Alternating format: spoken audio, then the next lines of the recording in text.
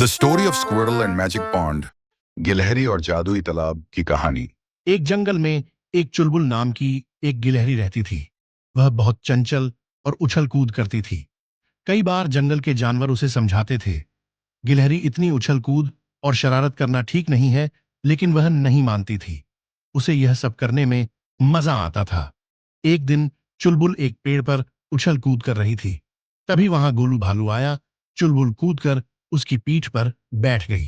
गोलू, चुलबुल बहन, आज भी रोज की तरह शैतानी कर रही हूँ। पिछली बार तुम्हारे कारण मेरा पैर फिसल गया और मैं कीचड़ में गिरा था। ये सुनकर चुलबुल हंसने लगी। चुलबुल, माफ करना गोलू, तुम्हें देखकर तुम्हें छेड़ने का मन करता है, लेकिन मैं वादा करती हूँ आज तुम्हारे साथ कोई शरारत नहीं करूंगी। गोलू एक पेड़ के नीचे लेटकर आराम करने लगता है। कुछ देर बाद चुलबुल की आवाज सुनकर उठ जाता है। चुलबुल, बचाओ बचाओ, मैं यहाँ पेड़ की डाल पर फंस गई। गोलू वहां पहुंचता है तो देखता है चुलबुल अपनी पूंछ के सहारे लटकी हुई है और कभी भी गिर सकती है। वह दौड़ कर जाता है और सभी जानवरों को बुला लाता है। चुलबुल, भाइयों, मुझे बचा लो। मैं पेड़ पर चढ़ रही थी, तभी दो टहनियों के बीच मेरी पूंछ फंस गई। कुछ देर बाद जिराफ वहां पहुंचता है। वह गिलहरी को पेड़ से छुड़ाकर नीचे रख देता है। चुलबुल सबका धन्यवाद करती है। गोलू, देख लिया शरारत करने का नतीजा। वादा करो आगे से कभी शरारत नहीं करूंगी। चुलबुल वादा कर लेती है। वह 2 दिन चुपचाप अपना खाना खाकर एक पेड़ पर बैठी रहती थी, लेकिन उसका मन बहुत उदास था। उसे तो उछल कूद करने में मजा आता था। एक दिन वह पेड़ पर बैठी थी, तभी उसने देखा चंचल बंदर इस डाल से उस डाल पर कूद रहा था। यह देखकर चुलबुल का मन भी यही सब करने का होने लगा। अगले दिन उसने फैसला किया कि वह जंगल से दूर दूसरे जंगल में जाकर खेला करेगी, जिससे गांव वालों को उसकी शरारत के बारे में पता नहीं लगेगा। सुबह होते ही वह सबसे बचती बचाती दूसरे जंगल में पहुंच गई। वहां पहुंचते ही उसे एक बड़ा सा तालाब दिखाई दिया। उसने सोचा क्यों ना पहले नहा लिया जाए। वह जैसे ही तालाब के पास पहुंची, एक चिड़िया ने उसे आवाज लगाई। चिड़िया, बहन, क्या तुम इस जंगल में नई आई हो? इस तालाब से दूर रहना। इसमें कोई भी नहाने जाता है, उसके शरीर का एक हिस्सा गायब हो जाता है। चुलबुल, वाह, ऐसा कैसे हो सकता है? तुम झूठ मूठ में मुझे डरा रही हो।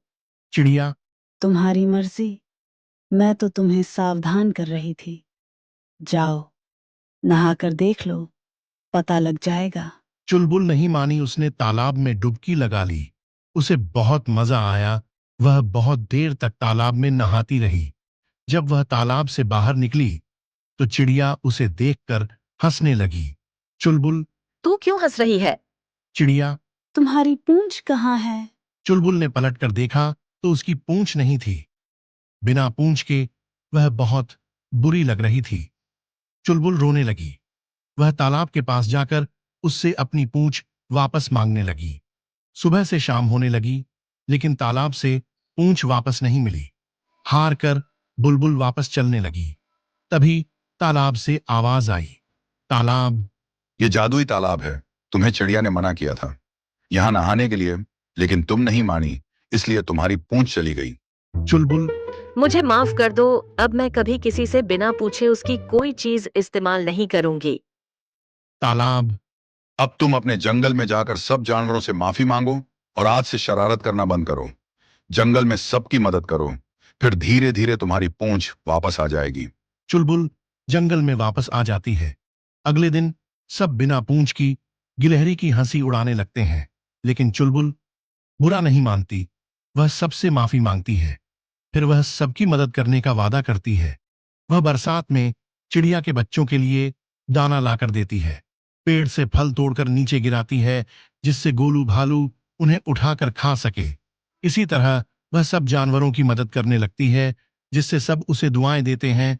उनकी दुआओं से उसकी पूंछ धीरे धीरे वापस आ जाती है। यह देखकर गिलहरी बहुत खुश होती है। शिक्षा: बिना आज्ञा किसी भी चीज को इस्तेमाल नहीं करना चाहिए।